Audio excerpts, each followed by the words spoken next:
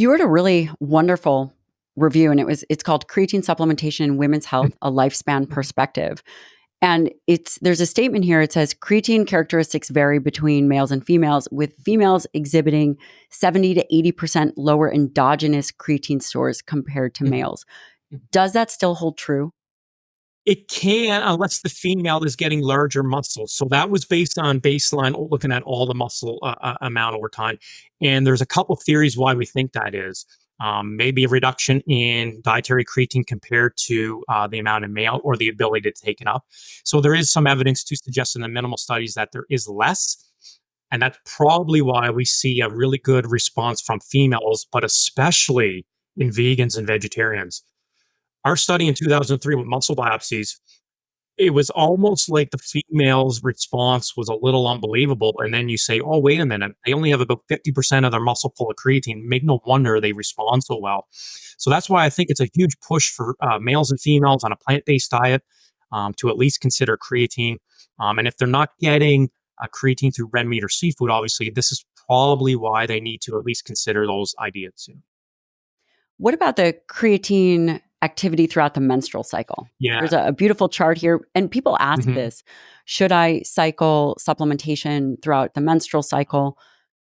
What are your thoughts on that? So Abby Smith Ryan in North Carolina is the world leader on this, and she's clearly showed that for young females, especially, that there's fluctuation, but creatine doesn't really have that any detrimental effect. Is the easiest way to put it. I think from a practicality standpoint, I think it's something to think of the big push right now on does the menstrual cycle influence performance, and for the totality of evidence, it doesn't. And I think that's how a lot of females need to look at it. It may fluctuate water retention during the different phases, but at the end of the day, they're going to be taking creatine for longer than the luteal phase or follicular. They're going to be looking at for the health benefits. So at the end of the day, I think it's a moot point. Yeah.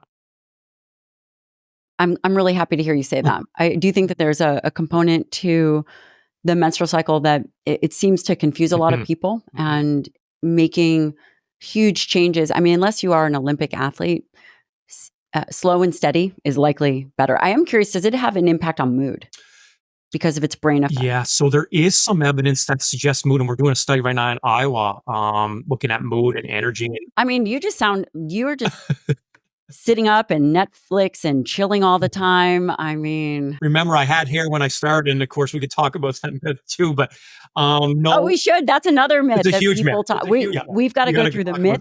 So Okay, we definitely have to talk about the myths. But before we talk about the myths, creatine for mood. Yeah, it's one of the areas that's sort of a subjective questionnaire. When we ask people, mood has improved in a series of populations with clinical depression and non-clinical based populations. So mood, energy status, and self-esteem efficacy is one that seems to be emerging. Now, very difficult to measure, but when you ask people, now, is it maybe because they got improvements in the gym? They can perform activities at home better, but mood is one that we're starting to see an improvement, or at least some emerging evidence, and that's going to come more often than not. Yeah. That's fascinating. Now, before we get to the myths, what if an individual has been previously trained? Let's say an individual, when they are young, they're training, their satellite cells are healthy, etc. They've put on skeletal muscle. They've now hit midlife and fallen into the midlife trap. Does previous training impact? The answer from a scientific perspective, if we don't know, but it's logical, is very similar to the muscle memory with training. So all those precious tissues, if they're still dormant or activated, they can become reactivated. So the logical theory is that if you've taken a decade off, exercise and then creatine may give you a motivational boost to have a chance over time. But that study hasn't been done. Fair. Let's talk about some myths. Okay. Give me your top 3. Okay. The number one for sure is fat mass. We've talked about that earlier, and we think we have a good idea. It doesn't. The second, so creatine does not increase fat mass. Myth number 1. Yeah, it does not. No, in combination with exercise. Number 2 is baldness. I literally could say creatine caused cancer, and the person say that's nice, but does it cause baldness? And they say, well, look at you. I mean, so this is interesting from the rugby study over, 2 decades ago now. Only a single study has ever sort of looked at any of these measures. And in our misconception paper we put out a few years ago, we clearly showed that In these individuals, creatine increased serum DHT, a derivative of testosterone, or linked to hair follicle loss or thinning. But just like when you go to the doctor and there's a nice range for cholesterol and blood glucose, the DHT level went up within normal range. But when they were on placebo, the range or the increase did not go up. And so immediately people thought, oh, if this hormone went up, that means that's why I'm going bald. It's never been shown to cause baldness. You could argue it's never been shown not to cause baldness. But I've assessed over 1,000 people at high dose 2 years, and not a single person, biological, male or female, has come to me and say, Darren, whatever you're giving me, I don't know, but my hair is thinning. So I don't know why the study hasn't been done. It'd be easy to do to look at cross-sectional area in a certain region of the head or wherever, but that is myth number, geez, one and two. That's number number two. two. The third one is, I think, do I need to take a loading phase? And people often think, well, because all the products that you buy on a label suggest the loading phase, the answer is 100% no.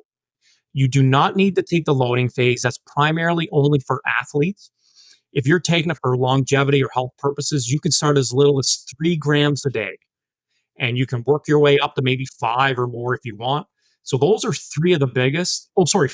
And then kidney and liver function would be a close one. There's no adverse effects, and God, they've done randomized control trials since the early 2000s. High dose, moderate dose, low dose, no adverse effects compared to placebo. That is extremely helpful.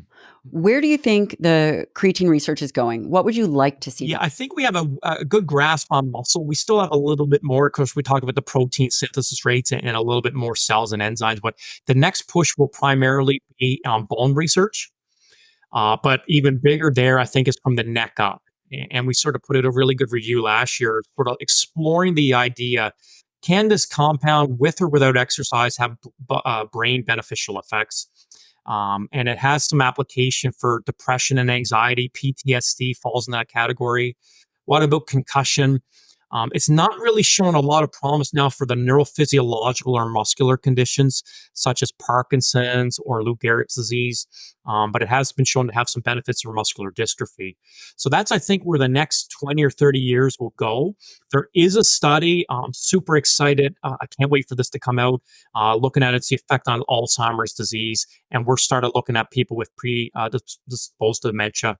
Can it improve their way of life? And you can throw everything we know about muscle and bone away. If it improves some aspects of Alzheimer's disease or dementia, that could have profound effects from a global initiative.